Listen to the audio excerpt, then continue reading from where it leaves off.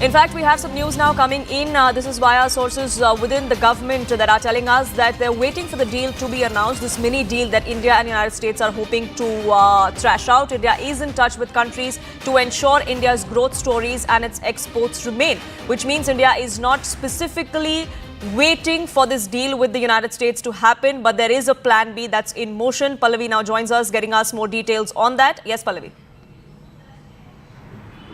That's right. So what they are waiting and watching, another 24 hours, maximum 48 hours left to go, what government sources are telling us. And while they remain very optimistic, Poonam, it's a lot of cautious optimism as well. Round one of those negotiations are over in the sense that Mr. Rajesh Agarwal has come back. He has been the chief negotiator, and on behalf of the country, he made it very clear that there's going to be no compromise as far as some of the products are concerned, which is dairy, agro products, and of course labor-intensive products as well, where we would expect those kind of benefits to come in. What again government sources are telling us is that post that announcement of the letter which comes in from the Trump administration, and should it be a complete failure of around 26% tariff which could be imposed, if it is going to be at a segmented level like 10% now and maybe later on we are going to do some more negotiations, that is what India is looking at. The possibility of Mr. Rajesh Agarwal going back to America to decide on 2.0 as far as the negotiations are concerned are not yet ruled out.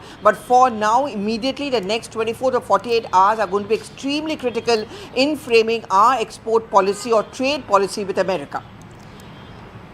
Even as that happens, Pallavi, the threat of reciprocal tariffs does hang over India, because we are going to be seeing President Trump sign those letters that he said are going to be going out to 12 countries later tonight. How is India looking at that? How is the Indian government seeing? Are there any expectations that we have from that particular decision that President Trump takes?